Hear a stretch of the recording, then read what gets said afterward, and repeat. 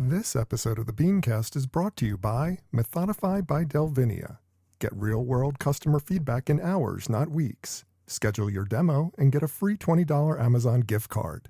Go to methodify.it/BeanCast and Methodify it today. Bandwidth provided by Recursive Squirrel Interactive. Visit them on the web at recursivesquirrel.com. Episode 599. Go directly to jail.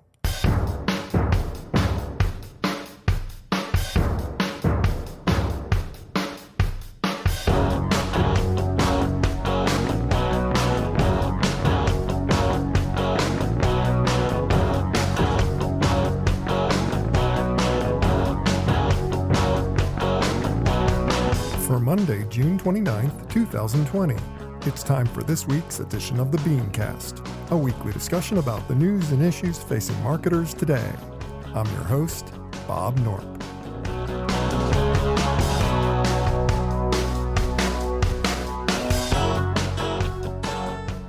Thanks for joining us. This past week, the ad boycott of Facebook seemed to gain steam, forcing the company to at least partially cave on their stance regarding hate speech on the platform. But is the boycott truly about social responsibility or simply public appeasement? And will it amount to lasting change? Tonight we'll discuss. Also, whether the spate of reopening ads will come back to haunt brands, the ugly truth about influencer apparel deals, plus this week's Fair, Fail, Foul. That's the lineup. Let's meet tonight's panel.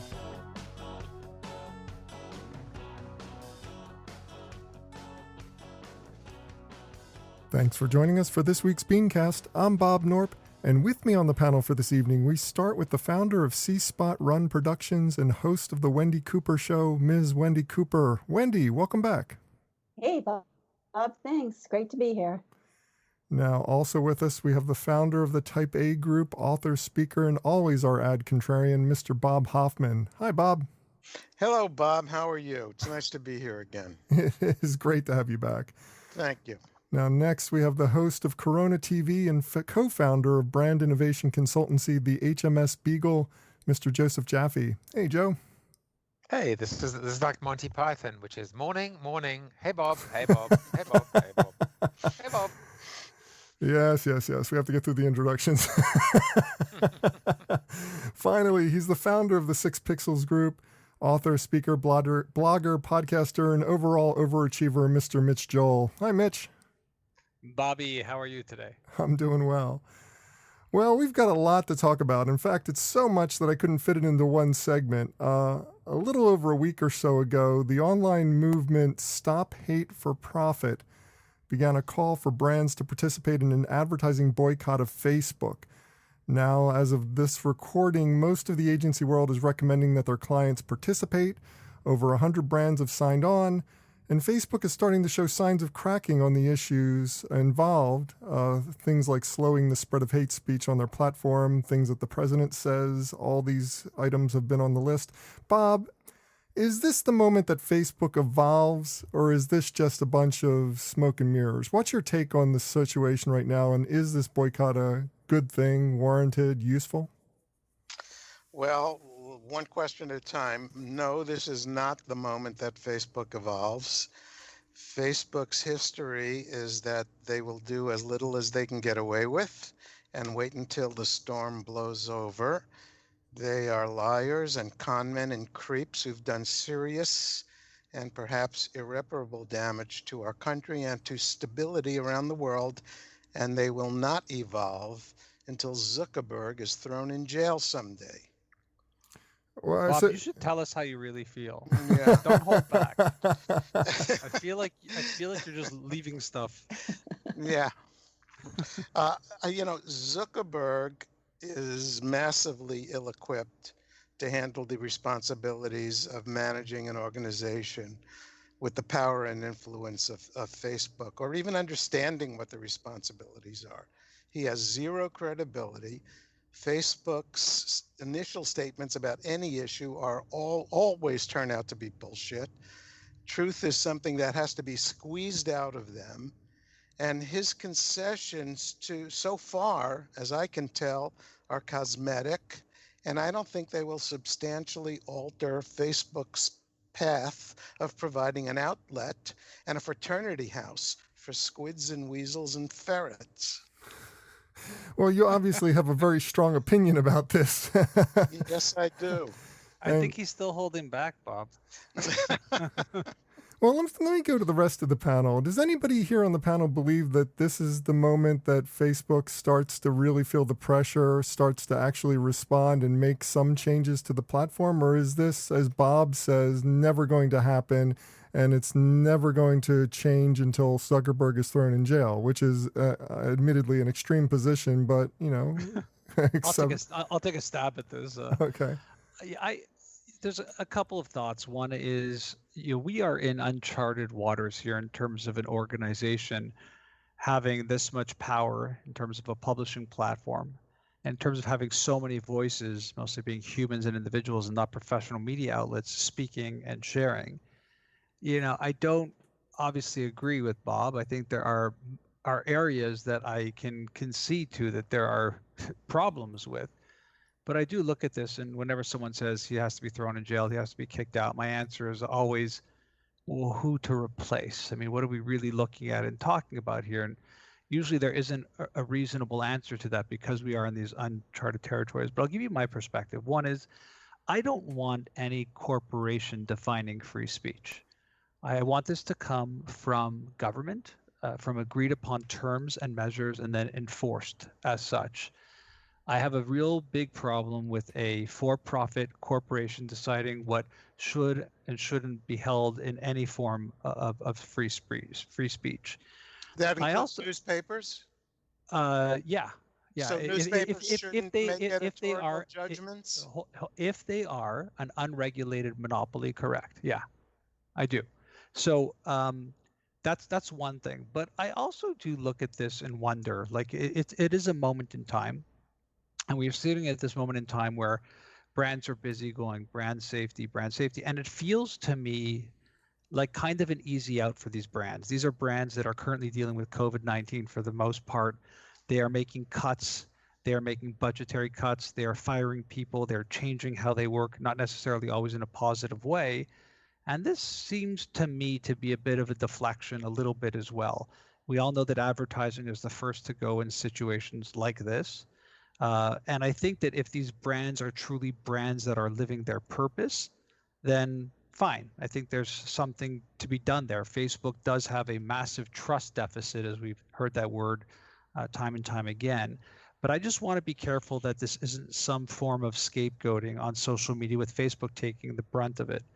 Brands need to be better at targeting. Brands need to be more aware of where their content is going. Brands aren't being forced to advertise in specific areas of Facebook. It's not like it's everywhere. And now you're sort of being aligned with all these topics. You can choose exactly where you want to go.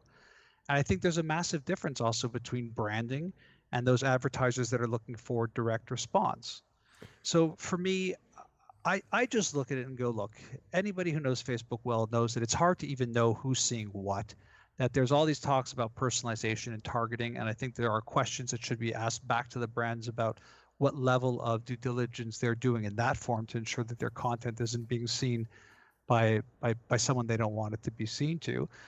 I'd be curious to know if these brands are removing all retargeting campaigns as well, or is this just generic advertising? And I'm not trying to be a Facebook apologist at all. I'm just saying that it seems curious to me that it's happening now, and it's an easy way for brands to deflect a lot of the pain that the media would normally pay attention to based off of what they're cutting. You unpacked a lot of issues there, and we're going to get into a lot more discussion, I think, on the topic of whether or not these brands are getting off easy in the next segment. But I do want to talk, kind of address some of the issues with the rest of the panel. Joe, Wendy, anybody have additional thoughts on whether or not this is a moment of change? Can this actually result in any kind of meaningful change on the part of Facebook, or is this never going to happen? I mean, look, it already has, and my perspective, I as people who have been maybe watching my show know that the only thing that has kept me sane over the last 3.5 months is going for a run, like a 4 to 5 mile run, every two or three times a week, and I listen typically to Howard Stern, or the BeanCast, or Tim Ferriss, depending on whether I've exhausted my quota. And but I happened to be listening to an episode of Pivot with Professor Scott Galloway, and he was debating with Kara Swisher, and Kara was talking about First Amendment, and he said no. He says this is not about First Amendment; it's about Second Gulf Stream. This is basically all about money, right? It's all about the Benjamins. It's all about bottom line. And I actually think it's been a brilliant marketing campaign, genius, in fact, by the NAACP, the ADL, joining forces with one another to shame brands into stepping up and into acting. This is a moment, and if you've been listening to the BeanCast over the last several weeks, which of course you should have been, you would have gone through this amazing red thread from brands stepping up, brands during COVID saying we've got your back, we're all in this together, during these unprecedented times, and then Black Lives Matter hits, and then all of these brands basically are suddenly silent, and those that basically speak, take their one foot out their mouth to insert their other foot.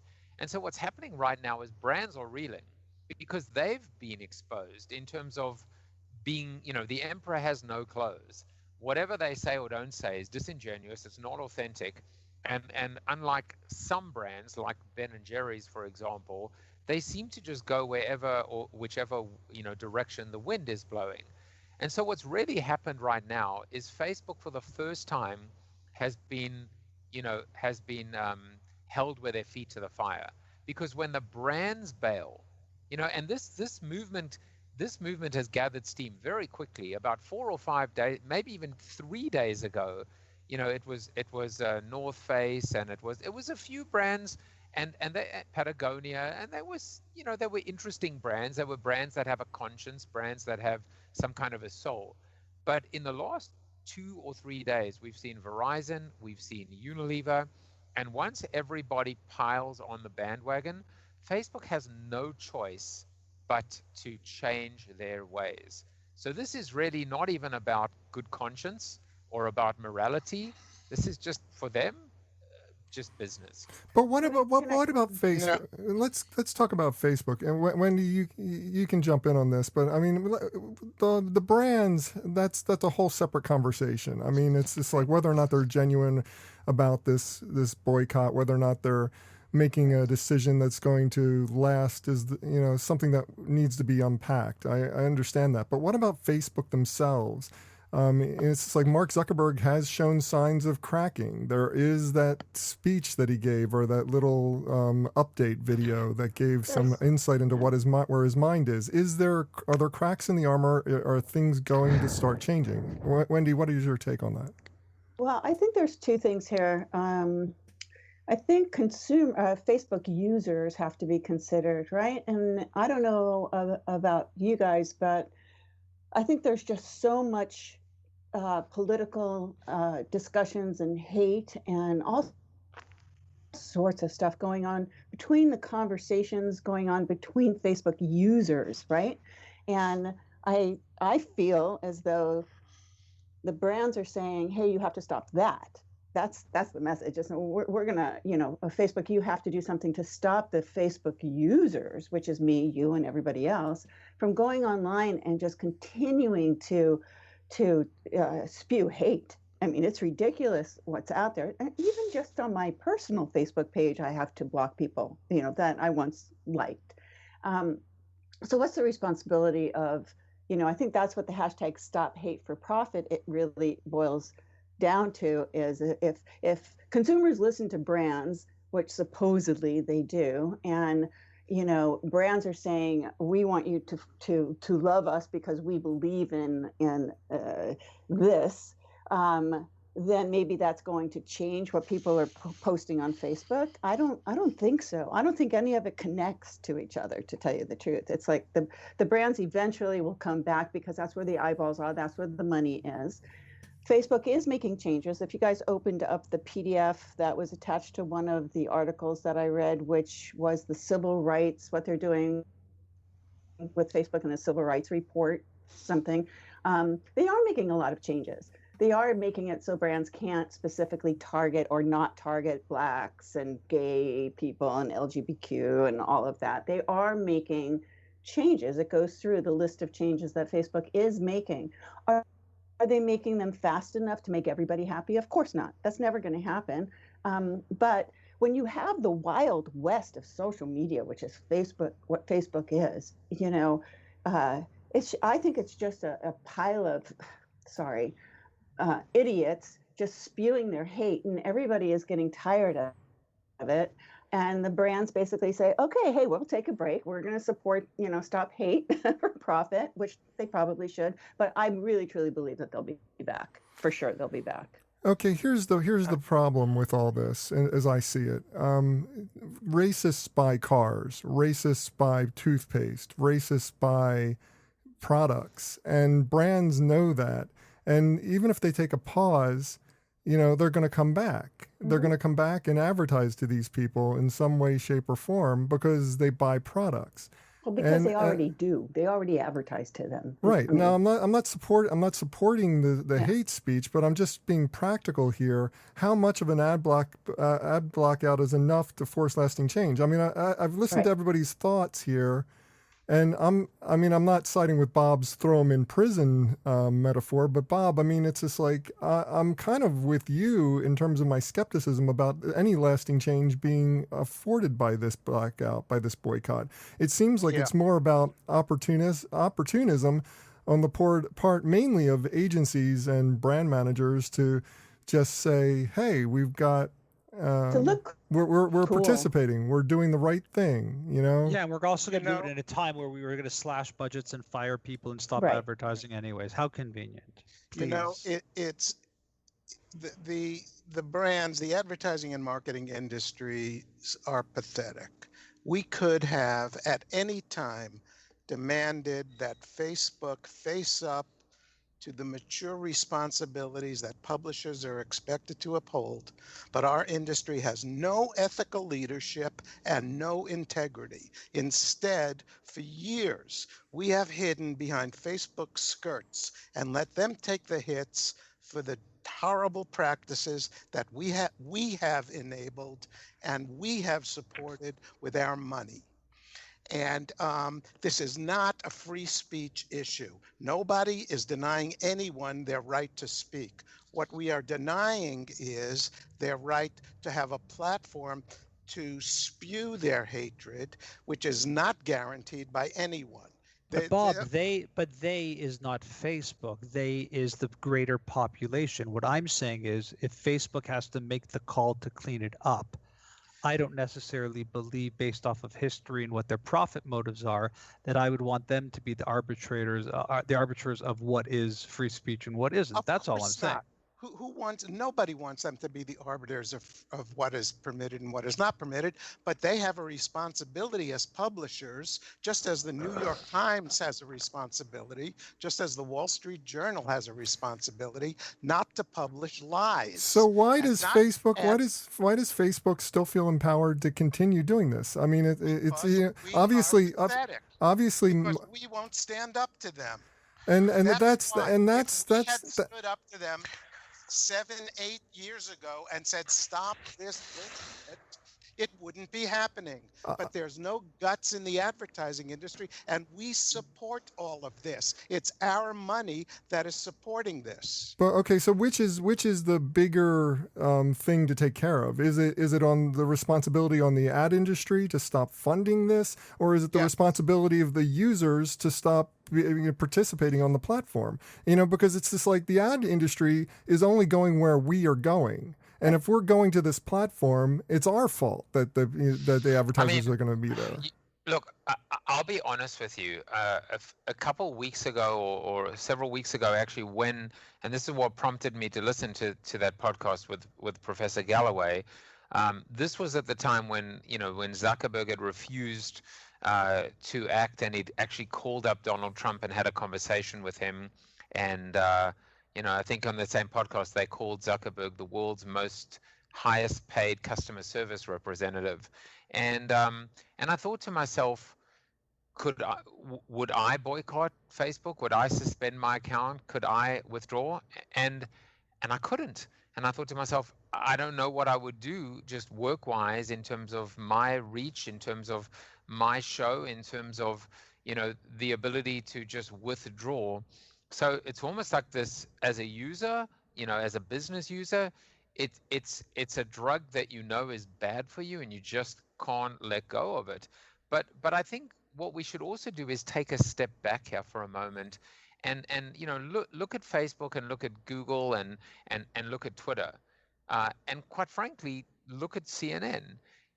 CNN or Twitter, thanks to Donald Trump, have enjoyed ratings boons, and quite frankly I think Twitter would have been irrelevant if not for Donald Trump. So they stood back and they just let all of, again, the money come in, the eyeballs, the viewership, the ad dollars. And now just now we're seeing some action. That tweet that was flagged because of incendiary or hate or inciting violence on behalf of Twitter. Donald Trump's rally that took place in Tulsa, none of the networks carried it. I think only C-SPAN or PBS or actually carried it. So for the first time, we're actually seeing a little bit of spine being shown. But as far as Facebook is concerned, this isn't their first strike. We do have to take a step back and call it like we see it.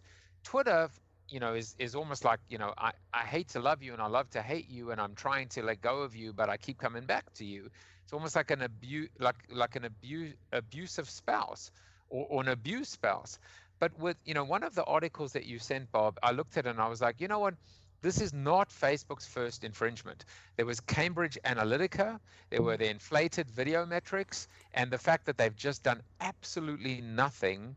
It goes much deeper than that. In fact, Bob published a list in his latest newsletter that went out.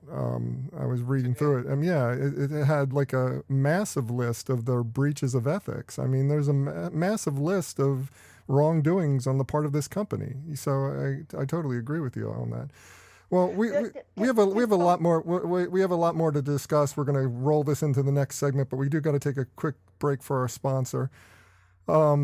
It's time to talk about Methodify by Delvinia and give you or someone you know another chance to get a $20 Amazon gift card just for checking them out. Now, behind every brand are real people like you or your coworkers or your employees making decisions. And if you're all making those decisions right now, you're doing so in a stressful situation. I don't need to tell anybody about that. Talking to consumers who are also highly stressed and sensitive.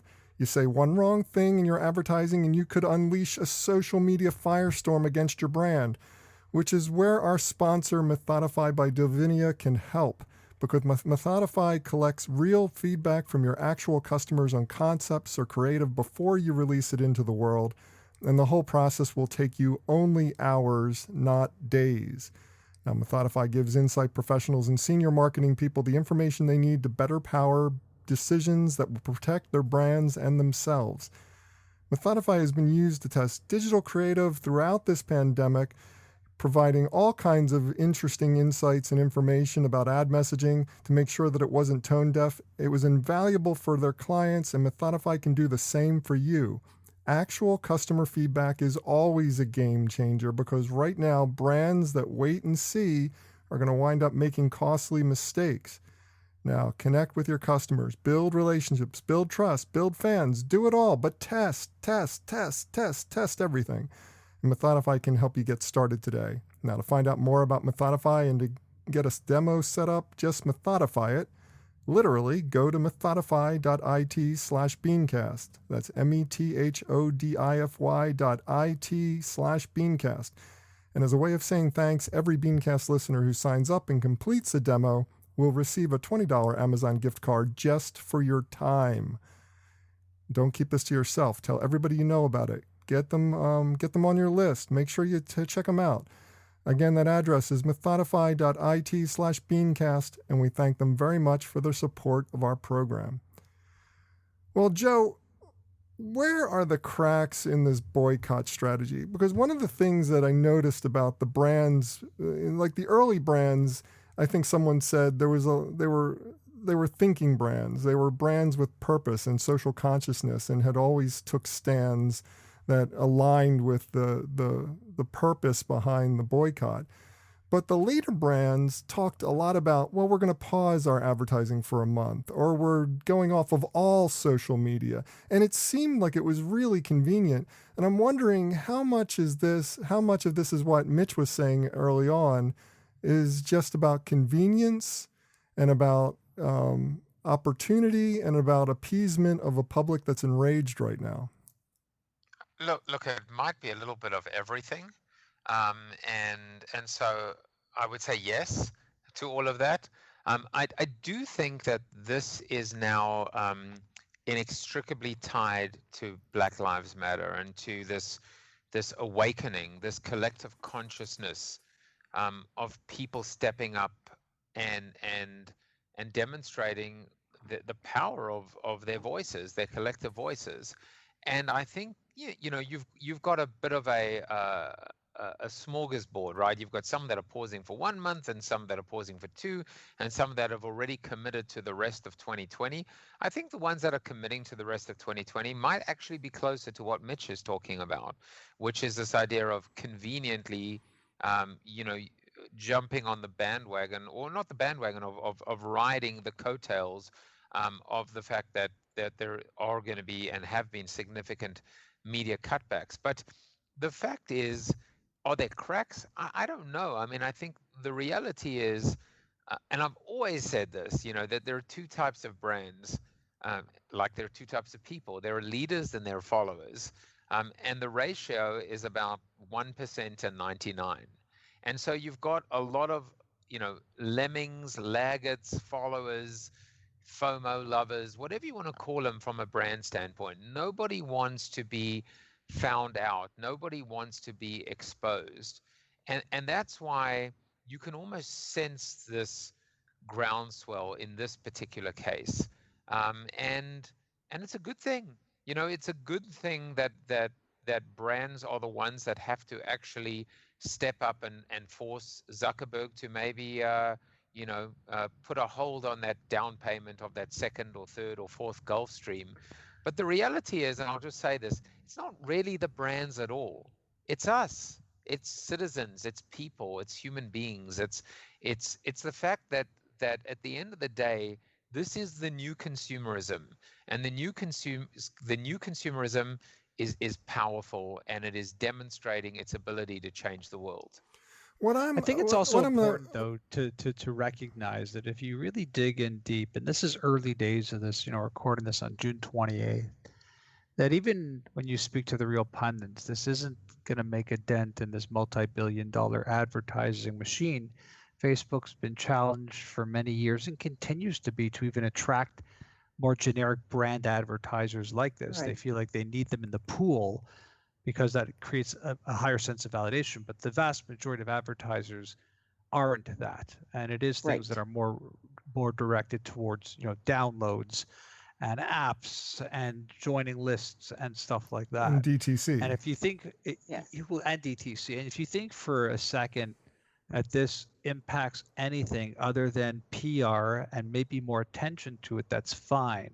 But I want to sort of circle back to what we have to be able to face in the mirror. And I say this being Canadian, because I have a bit of a different perspective being a bit further up north and having a different leader of my country than the one you have, which is that the real creation of this content is by the individual for their followers. And that's what it is. This isn't this sort of centralized group publishing content that is unified or slanted towards one way or another.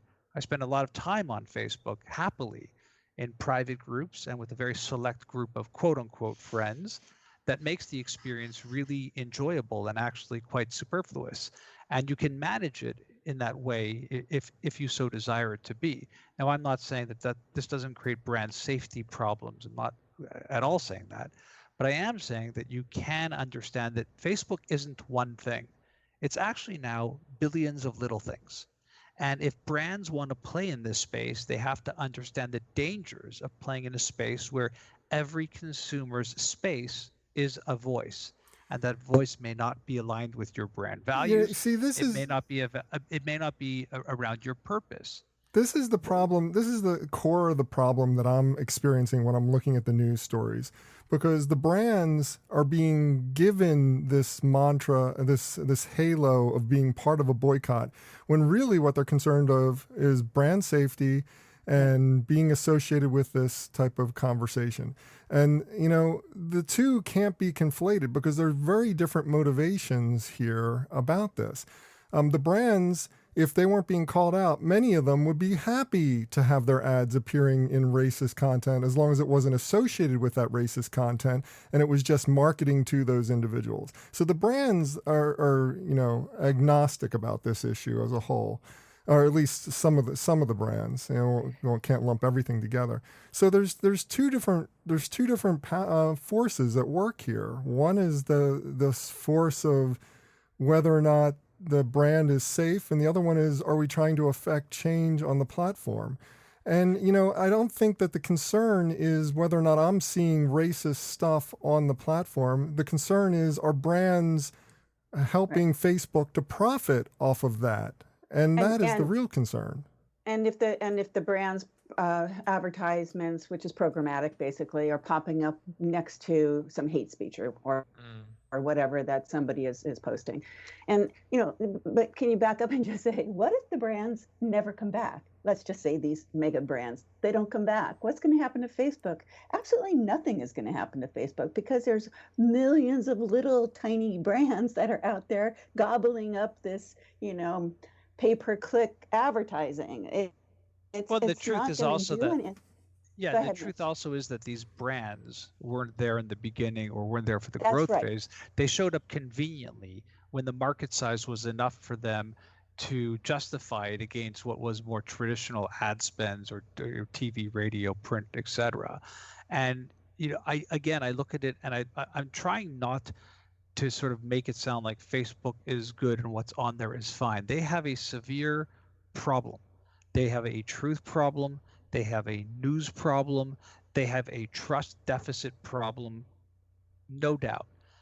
I just question brands' abilities to stand up and be these sort of arbiters of truth in a world where the first thing a brand will do if something contentious happens to them is run in the other direction. But I just want to add one point, which is, and I think Wendy kind of really touched on it, which deserves a little bit more conversation. I don't think any of these companies are racist, and I certainly think that any company today, if they want to even stay in business, not only do they have to be able to be a little bit more aware and self-aware, but they also have to cater to, and this is an integral part, their employees and their internal customer. The fact is, it is things like programmatic that have created a lot of these problems and challenges. And so, wow. And what are you wowing? That we're agreeing with one another. No, but let me explain to you why I'm saying that. It means that advertisers and their agencies have got to be a little bit less lazy, a little bit more proactive, a little bit more active, a little bit more activist in terms of recognizing that this one size fits all or this lazy solution might not be the best solution, and certainly not right now. What did you want to say, Bob? You agreeing with me? Yeah, I can't believe I'm hearing you say that programmatic is in part responsible for all this. I think we're having a very naive conversation here today. The issues here with Facebook are bigger than racism. Facebook has had a major role in dividing our country, in undermining our belief in democratic institutions like elections. Facebook has been actively enabling creeps to find each other.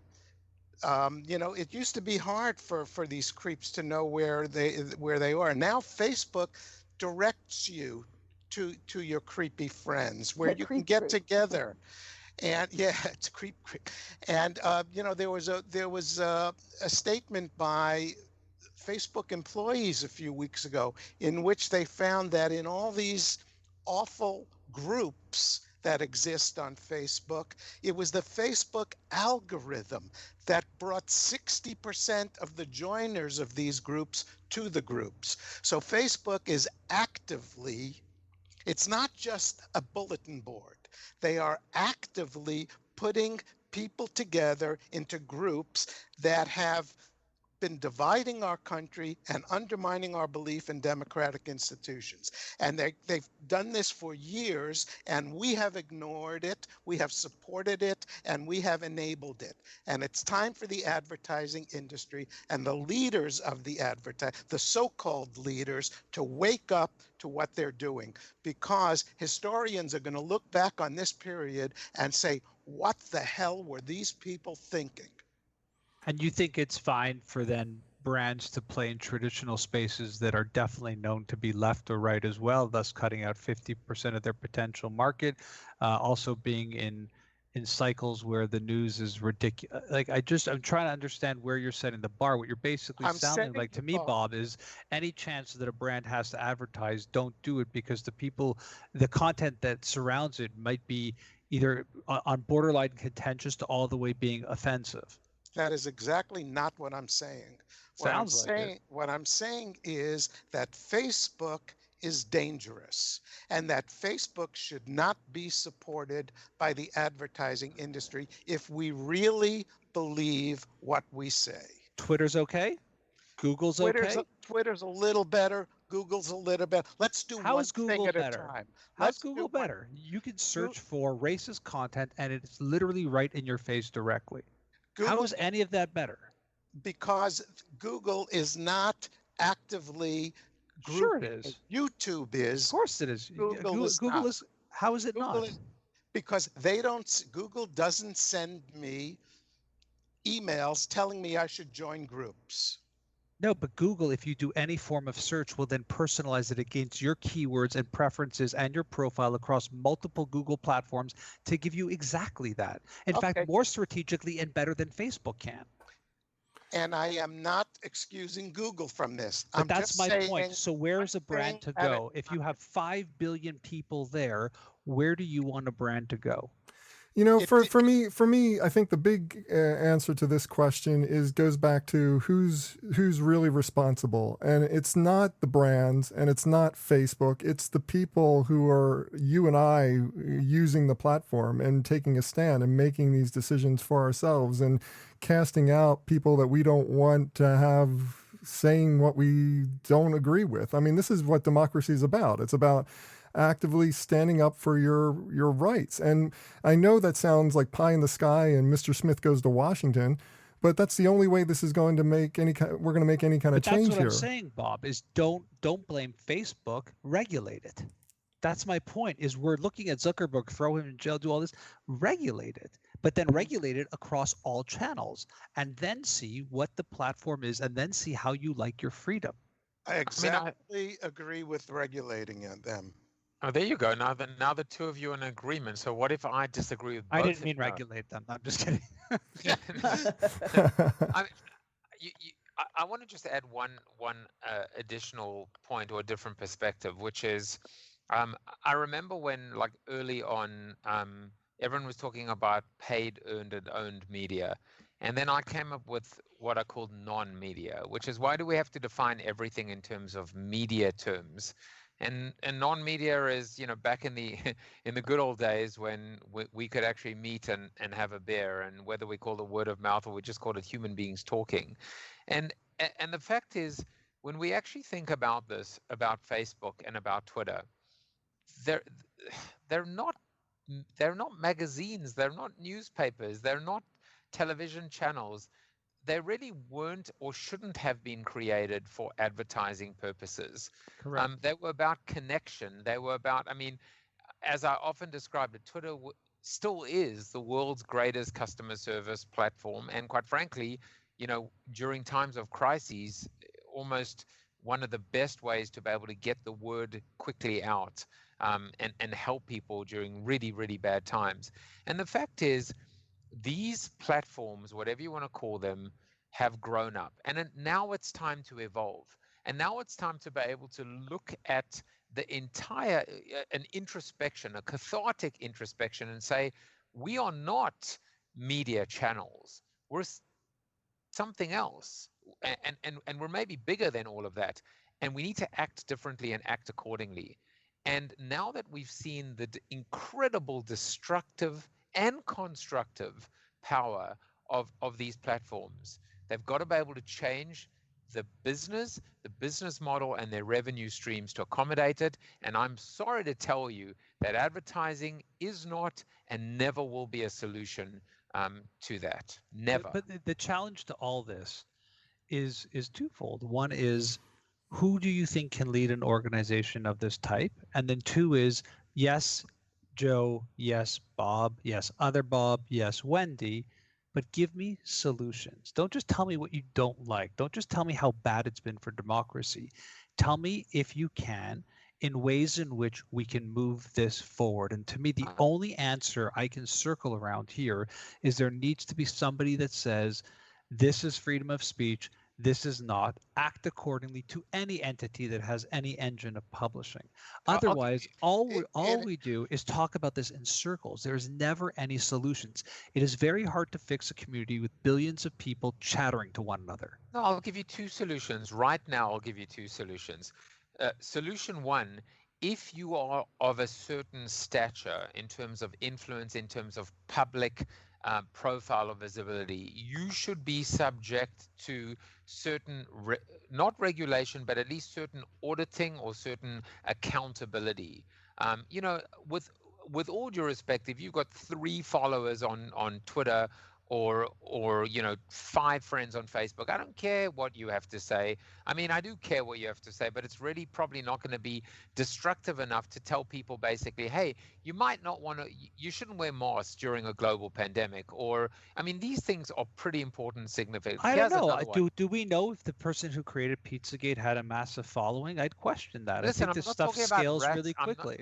And I'm also not talking about rats kind of going down the stairs with a slice of pizza. Here's the second thing I'm talking about. That, I mean, we have all of this technology and innovation and AI. Why are we not able to fact check in real time? And in fact, we are. It's rhetorical. And be able to give it a badge, a disclosure that very clearly and succinctly says, this is true, this is false, this is hyperbole, this is damaging, etc. This should be automatic. But Facebook won't do that.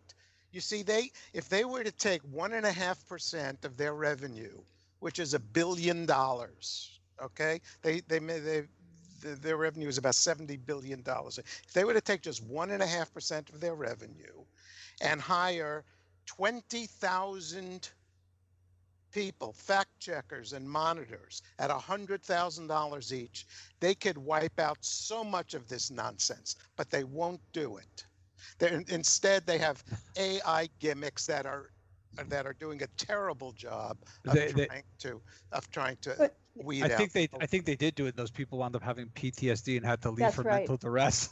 Yeah, Mitch, that's totally true. They did. There was like this one section or this place where it was just people looking for sex trafficking and, you know, going after, and those people, like, they were the lowest paid at Facebook, but they had PTSD. They just couldn't survive. Well, they still have them. They just don't have enough of them. Wow. I just think that we are spitting into a tornado even with that strategy. I just don't see it. And again, to speak to your comment, Joe, again, this curation, all this is a good idea, and you're starting to see instances of that. And well, how come it didn't happen sooner? Because honestly, the technology didn't exist sooner, and it's more complex than people think. If you spend any time with AI and machine learning, it's easy to say, get the AI to do it. Just hire more people. Who? How? This isn't as easy as we think. Again, we're sort of armchair quarterbacking and not taking a second to step back and go, somebody built this platform that now delivers billions upon billions of communications every single day, that was not created to do that. That often the people who are at the top became victims of their own success, or the inventor didn't know what the invention was going to be used for. And now again, it's just easy to sit here and go, well, AI, machine learning, it is way more complex. It is a complex situation that I still believe. All they say, fact, define a fact, define a feeling, define a sentiment, define an op-ed, define any of that. You have to start at the root. Newspapers and magazines do it Oh, every Bob, day please. of the week. Bob, Every just take day a of the week. Bob. Newspapers and magazines and TV shows are just as slanted in their own perspectives and opinions and slanting of the news than anyone else. I could tell you this as a Canadian who travels but through more more important, turns on Fox and CNN and sees two completely different stories about the same story. But more importantly, to understand, when we're talking about Facebook, we're talking about a huge exponential growth in the amount of posts that would have to be, overseen, as opposed to the average newspaper or the average news 15 items a day, yeah. Yeah, I mean, it's just like, it's a lot easier to edit. I'm not making excuses for Facebook. What I'm saying is, it's just like, it is an exponentially bigger problem. It's not as easy to solve as people would like it to be, but it needs to be solved, irregardless. Bob, let me tell you, first of all, I think you're doing irregardless. I used that word wrong. Sorry. I think you're doing a great job as a moderator tonight, because as they say, the perfect moderator is in the background while their guests or their panelists tedge and gouge each other's eyes out. Are you telling me to shut up, Joe? No, I'm saying to you that you're saying I don't love both Bobs. No, I'm saying this episode doesn't have a record number of views, but here's what I want to say. I want to build on what Mitch was saying, which is, at the end of the day, Mark Zuckerberg, I mean, have you seen how the guy's portrayed on SNL? I would rather be destitute and on the street than be mocked and ridiculed like Mark Zuckerberg. Who would want to be Mark Zuckerberg? Who would want that poor schmuck's life for all the stress there? Oh, he does. A lot of people do. I actually think, I don't know if he does, but the point is, this was, look, that's just a bit of a lead in to say, this was his moment for all his inadequacies and insecurities and whatever the hell he's on medication for.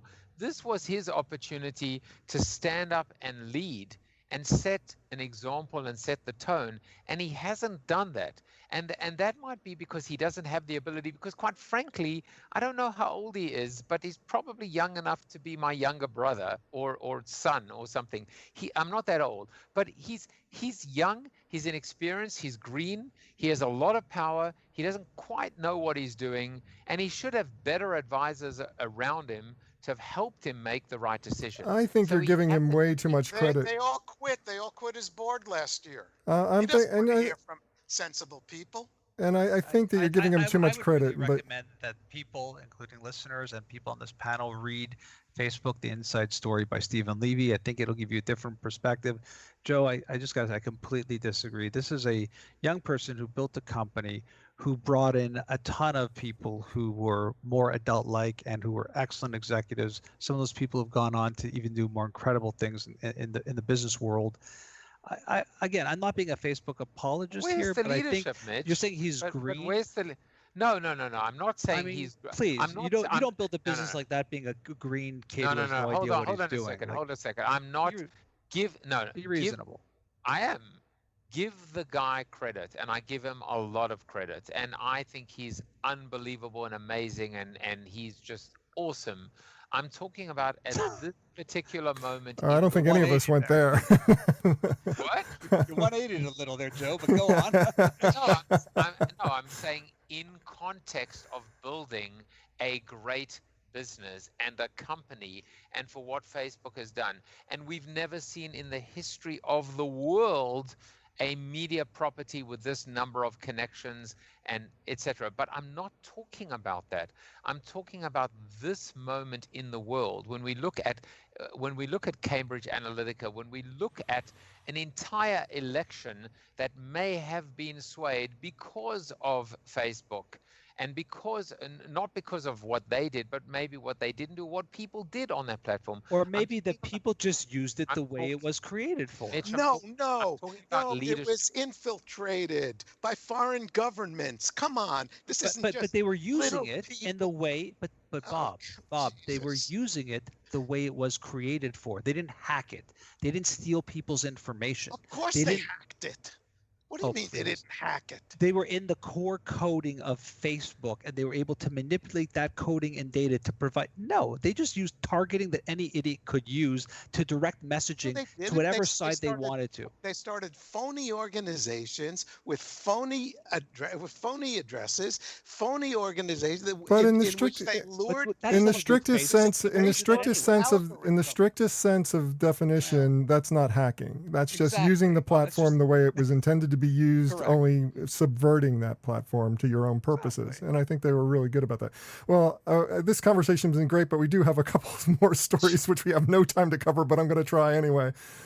First up, by now you've seen the television ads welcoming back consumers from the quarantine. Maybe a little bit premature given that the numbers are all going up on COVID across the country, but brands are obviously eager to get back to normal. Mitch, with COVID cases rising and the disease continuing to affect global markets severely, will such messaging come back to haunt brands? Are we being premature in welcoming back consumers to the post-COVID economy? Well, good news is I have no idea what you're talking about. We're in Canada. We've flattened the curve. We are opening up slowly and carefully and don't have record numbers. But no, clearly, we are intertwined as countries and watching it with mouths agape up here for sure in just disbelief of how the numbers are. Look, there is certain messaging that we have out in the world about distancing, covering up, washing your hands.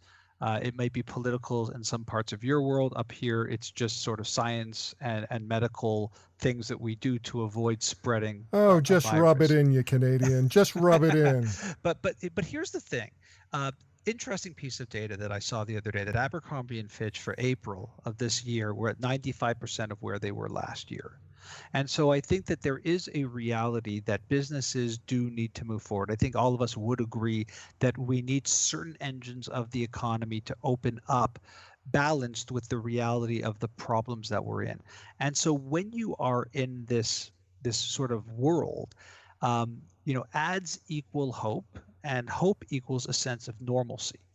And I do believe that brands have a role to play here in hopefully not pushing people to do things too extreme, but to let them know that they are present, available, and to a certain degree open for business in whatever capacity they can be. I think anybody who's spent any time in a shopping mall knows it's not the same experience as it was mid-March of this past year. It depends on where you are. It depends on where you are. I mean, it really radically depends on where you are. I mean, like I have Instagram videos to prove that this afternoon on 9th Avenue in New York City, it was a total, crazy town. People without masks But you do have brands like Apple that have closed stores in states that don't have the numbers quite there.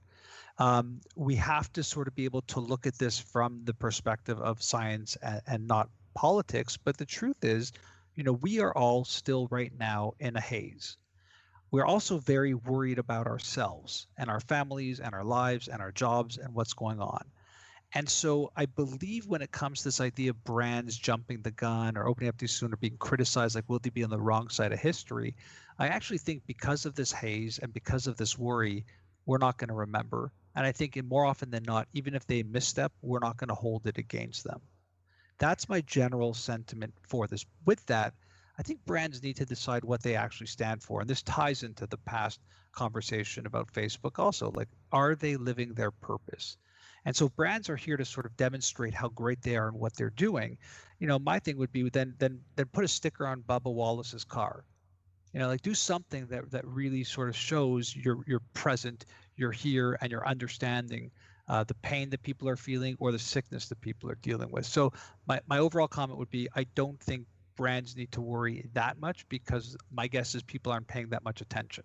I'm dying to hear Bob's opinion on this. I'd love to get your thoughts. I agree with everything Mitch just said. So you both agree that brands have an important role to play in making people feel like they can get No, back to normal? no, I don't believe that, but I believe that people will not hold people will forget what brands said what, and they're not going to hold brands responsible. Brands don't mean that much to people. Everyone has a couple of brands that they're interested in, and the thousands of other things they use, they don't really care about, and they're not paying attention to what those people are saying. But aren't they contributing to the general the general feeling in this country that somehow the COVID is behind us and that we don't need to take any precautions by just even suggesting that we're getting back to normal? Well, I think there's a gap between that and businesses are and will have to open up. And I think that you're right. It's a very sensitive gap, but it's one that some brands are going to get right, some won't. And I just don't think we're going to have any wrist slaps over this. I think if I might, I think it depends really on the brand and the category that it's in. I happen to think that it's wonderful when you hear that, we can deliver contactless pizza, and, making the consumer feel comfortable and knowing that they're aware that, things have changed at Big Mike's, but come on in anyway, because we're going to really take care of you. I think that's really important, and I think that that's what I'm seeing most brands are doing. Basically, is having empathy and relating that, and they're putting people with masks in their commercials and stuff like that. And I think people want to feel normal. Even though when you go out and you just want to go get an ice cream, you have to think about that or whatever it is that you want to do. But when you're home and you're watching TV or you see ads wherever they are, people want to feel normal. They want to feel good. So I think it's a beautiful thing that's happening in the ad world where more brands are trying to make people feel comfortable and safe. In the list of 1,000 things that most consumers are thinking about these days, what brands are saying comes in at number 994. Right. So then it doesn't matter if they're advertising on Facebook or not, Bob, does it? I'm a little bit more skeptical on this one because I just think that, constantly we've just seen this this almost bad play, bad script playing out with brands just, talking for the sake of talking based on the fact that they either had media purchased a year in advance or just feeling like, as always, they're going to talk first, listen second, act third. And so, from act one in this terrible play, it's almost like the producers is we've got your back, we're all in this together. The second one is Black Lives Matter. Now it's like, hey, listen, we're opening up. Life is, it's gaslighting at the end of the day. And I think the thing is, I always say go back to what Jeff Bezos did, right? Back from the beginning when he cut his television to zero and he put that money into free shipping.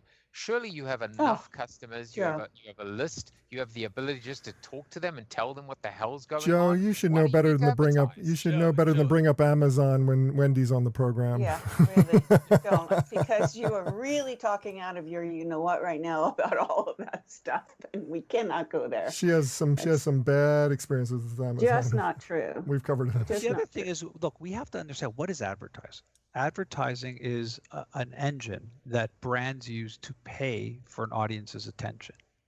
And when you are coming off of multiple months of having dismal, if not even an open business, you need to do something to put the lights on. You are never going to have everybody in that room think the lights are at the perfect volume. And so there is a requirement and a need for them to pay to have access to this audience, to let them know that we are opening. What they choose to do with that message, how they choose to do with it, I think it's going to vary. We see some good actors, we see some okay actors, we see some terrible acting. But overall, one, the economy needs this. I mean, we all know this. We're in this business. We got to know that we can look at advertising drop 25, 30%, whatever it'll be over this crazy period. but do we know what the impact is on the overall GDP of countries in terms of what advertising drives a lot of GDP? Mm-hmm. We have to be very sensible here and understand there's going to be trips, mistakes, and stupidities, but there needs to be a path forward here, because they're not going to be able to do it, Joe, by emailing people and telling them that they're offering this or that, because the world is just too noisy now and they need to cut through it. And one of the only ways they'll have to cut through it in this type of level of noise is to pay for it, and that's an ad. Well, we got to move on. We got to move on to our final topic. Before you do, Wendy, I have no idea what you're talking about, but I'm always here for you. And you can call me right afterwards. You know, I have a shoulder, I have a couch. You can tell me what happened. Yes, and we can do that, Joe. And Listen. you can educate me, and you can help bring me over to the light side, and I look forward to it. Well, you next know time you go to the post office and you pay $40 to ship a box anywhere, that's just a little tiny box. Blame Mr. Bezos for that high shipping fee. Okay, so for you, Wendy, I will. Well, our last topic, we're going to go through this real quick. It seems like a sure bet for the apparel business. Top influencers had built in audiences. Many of them were experimenting already with DTC clothing businesses. Why not partner up to facilitate sourcing and retail opportunities to capitalize on this growing market? And yet, the results have been mixed across the board. And Wendy, why isn't this working better? Why are there so many problems with these influencer clothing brands, these influencer, clothing and apparel brands that are trying to come out, and the partnership deals that are being struck with existing brands? Well, because they're influencer apparel brands, and Well, that's not entirely fair, because some of those businesses are doing quite well on their own. That was a flippant answer. Yeah. I really looked into this because I listened to somebody say how well prepared Samuel Omani is always for your show, Bob. Yeah, Sam is great. Love Sam. Go ahead. So just from a perspective of, I think Instagram is, if you have 1.2 million followers on Instagram, I don't really think that you have 1.2 million followers. You just have 1.2 million people that had at one point said, I'm going to follow you. Okay, so I don't think your audience is nearly that big. I also think that if you don't understand the back end of any product, from the development stages to, pick, pack, fulfillment, everything that goes along with the back end of a product, whether it's shipping it into retail, what retail, like in this article, it says, well, we wanted to do 8 dresses a year or a season or whatever, but the retailer that we did this deal with, they wanted us to do 30 or 40 for a collection. It's 2 completely different worlds. And when you start to blend these worlds together, then that is called a hybrid model. And now with the hybrid model, you have to come up with new ways of making sure that that you're leveraging both, right? But they're 2 very different things. There's been successful partnerships when it comes to influencers and retail brands, or what they call wholesale brands, right? But for an influencer to go off and say, I have 1.2 million followers and people really like when I put my summer dress up a lot, and now I'm going to go create my own product. The hardest thing in the world to do is to launch a product and sustain it. It's just very difficult. And so it's kind of like a false feeling of success when you say, look at all of these people that love what I'm doing, but then when I do what I do and nobody really buys it, then we failed. I just think it's 2 very, very different things. Done right, done intelligently, I think I'm going to be completely successful, but it's not done well. I look at it really differently. I just think that it's easy to look at the businesses that don't work and then go, well, none of this works. And that's how this story played for me. Yeah. If you really think about wholesale partners with licensing deals, I mean, it's a tremendously powerful business model. Yes. There's a reason why Disney doesn't make bed sheets or sell bed sheets. They license the trademark, and then these wholesale partners do the work. If you take that and just scale it up or down, all you have are people who have developed a brand. Now that brand may be aligned or not aligned with a myriad of products that you might want to put out into the marketplace. I don't fault influencers for trying to build their brand through divergent products or services that may or may not be of interest to the people that follow them. I mean, it is definitely true that good on YouTube doesn't necessarily mean it's going to be a great business that people will buy, but oftentimes it actually really is. And I think that the big thing that these influencers are seeing is that trust is not transferable. Just Right. because they've built a following of influence based off of the content they create in a media platform, it doesn't mean that that trust will be transferred to a cologne or a makeup line or clothing line or others, but it might. I mean, For it me, might be that way. And you've seen great examples like a Kylie Cosmetics and a million other DTC brands arise out of that.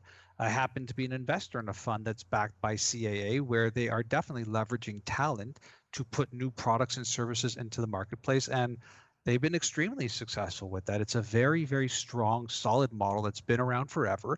And I don't blame brands like Nordstrom that are looking for traffic to go to where the traffic is. So I think the I kind problem of read it and went, yeah, whatever. 5 didn't work, and let's say none of it there works. was It a kind real of there felt was a real problem with this article, and I think what it was is Yeah. it conflated the situation of what you're talking about, Mitch, licensing, with the action of a DTC brand trying to have a retail partner or have some kind of distribution and manufacturing partner.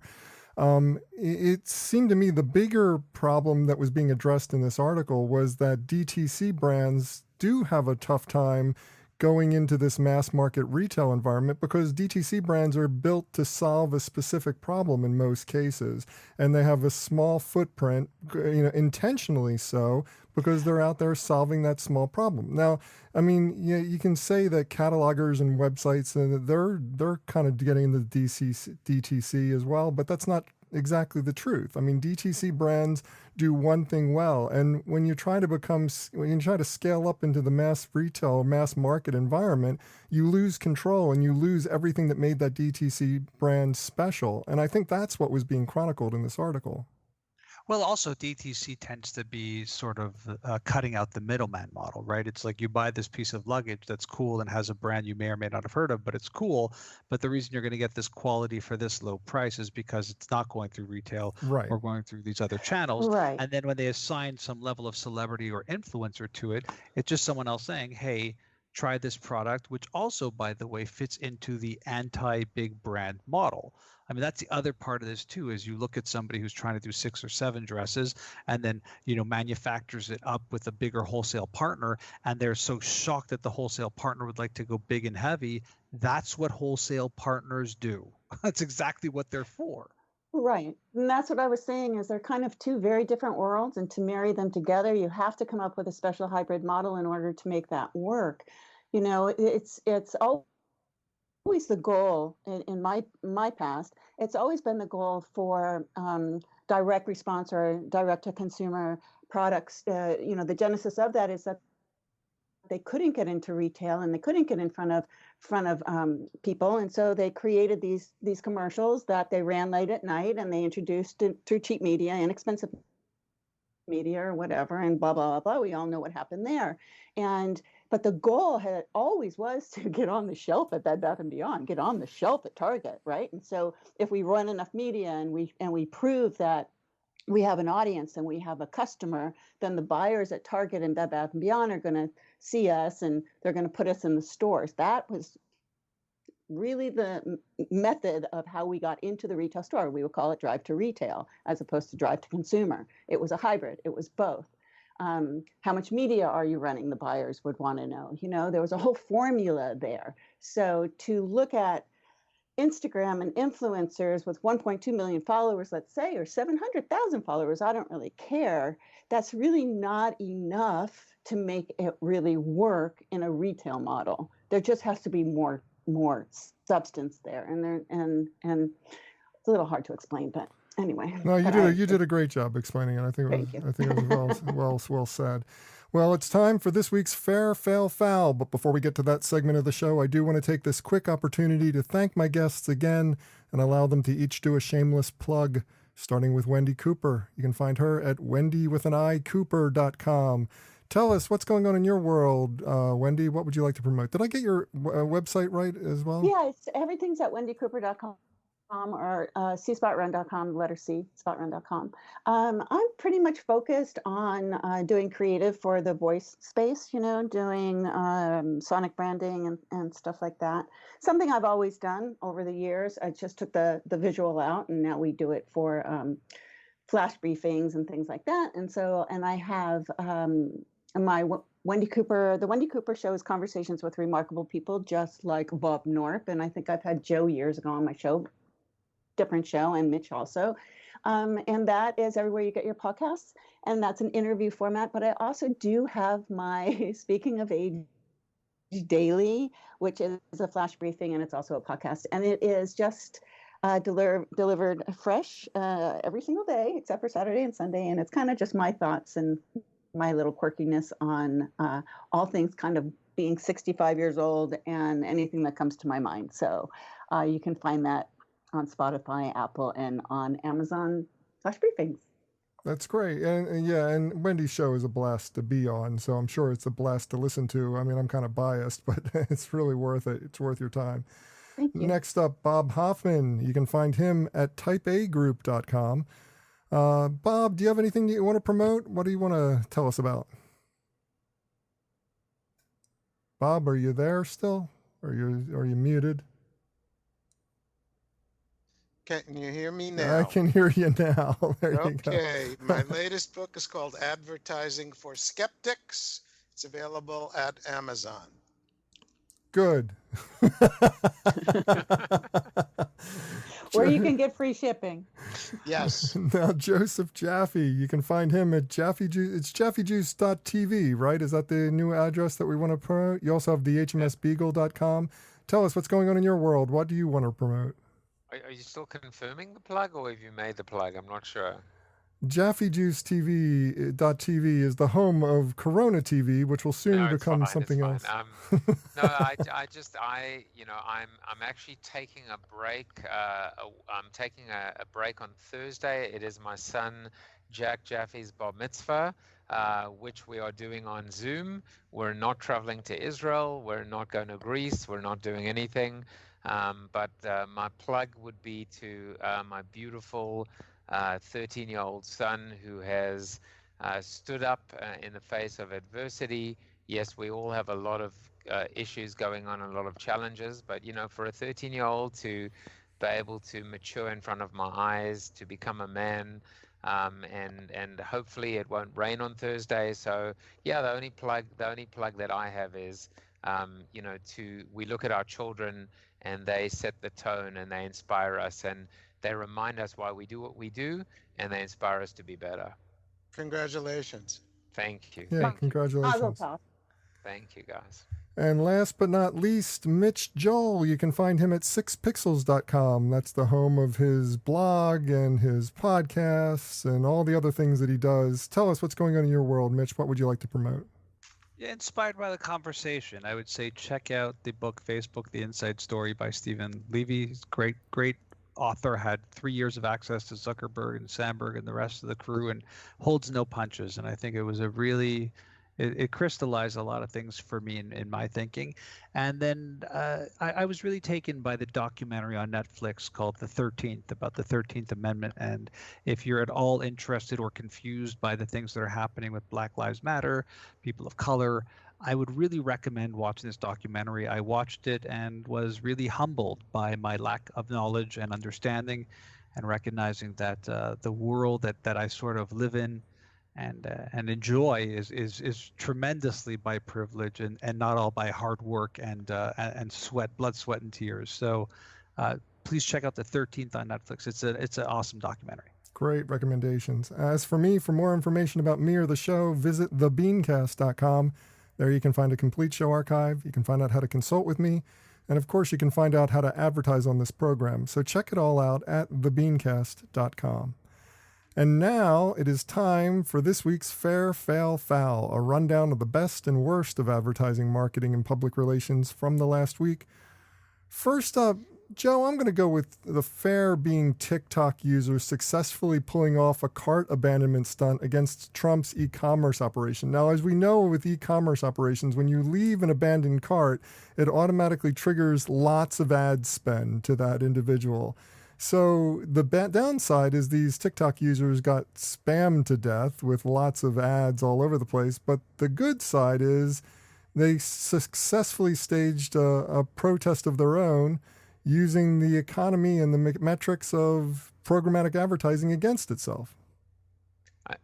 It certainly deserves your fair accolade, and you know, at the start of every one of my Corona TV shows, I do what I call a seated soliloquy, because I'm seated and it's a monologue, and I actually spoke about this last week, and I think there really are two things that I would point out here. One is, I think this was the day or the moment that TikTok showed signs that it could move from being a place for teenagers to do lip syncing and bad dancing to one where actually activism and action and some kind of tangible change could result. The second thing is, it's a bit of a different perspective, but I think what was so significant about what happened is this was the collective action of an entire base that don't even have the right to vote, that are not even of voting age. And for me, it was a sign that said, hey, listen, fogey grandparents of ours, i.e. members of Congress, if you don't get your acts together, we will. And so I think if nothing else, it demonstrated to us hope. And I'm not necessarily even saying, these teenagers are good and, the president is bad, although I am saying that. What I am saying is it was good to see the next generation actually being associated with something that I think can affect, as I said, some real impact. So yeah, for me, definitely a fair plus.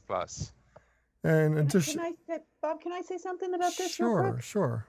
I thought it was interesting that that TikTok actually let carts get loaded up with $1 million worth of stuff.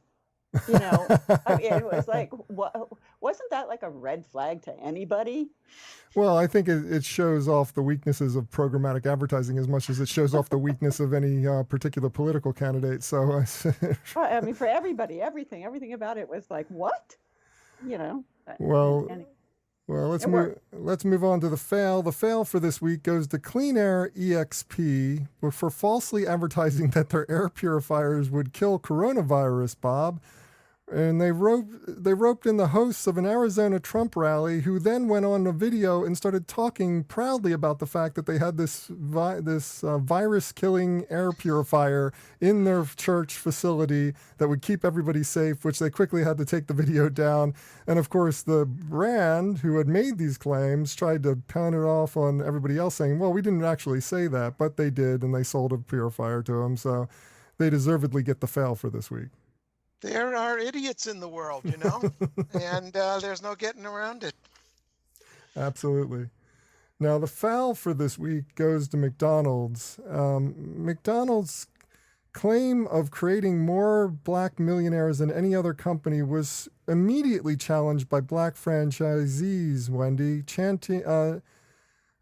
citing systematic racial inequality within the organization and how black franchise owners systematically made less than white franchise owners for various reasons.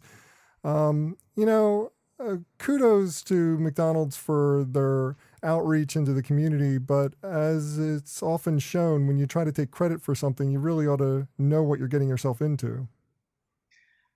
Yes, that's all I'm going to say. Yes. Bob, can I comment on this for a Yes, minute? please do. I have no idea about the claims being made on both sides, but I did advertising for McDonald's for 15 years, and I can tell you cannot overstate the hostility between the McDonald's Corporation and the franchisees. They go out of their way to hate each other and to undermine each other. It's thrilling to behold. It really is. Well, thank you for that insight. And as for the audience, have any suggestions for this list or just want to discuss it? Comment online. Use the hashtag #FairFailFoul. That's #FairFailFoul. And that does it for this week's show. If you'd like to subscribe to this podcast, visit our website at thebeancast.com and click on the subscribe link. If you're an Apple Podcasts listener, we've also provided a direct link to our listing there, or just search for the BeanCast in the podcast directory on the Apple Podcasts app. And whichever podcast directory you use, when you subscribe, please leave us a review. Got a comment? Have a question?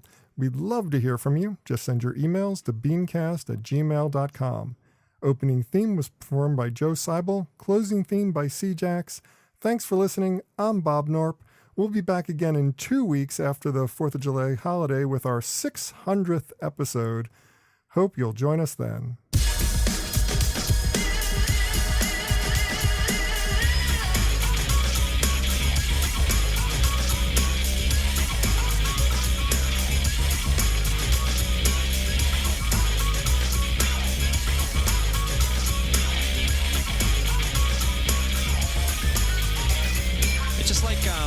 You know what I mean? It's like if it's, you know what I mean? I don't know, man. It's just like, okay, it's like, you know what I mean? Like, it's like totally like that. It's like, I don't know, like if it's, you know, it's like, you know what I mean? Yeah, it's just like kind of, it just seems like it's just like almost exactly.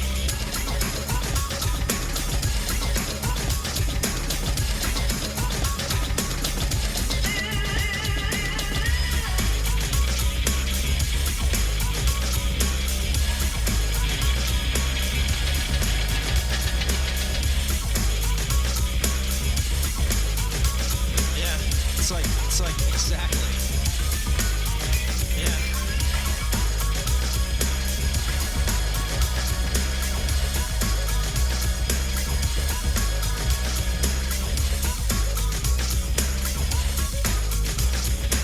You know what I mean? Exactly.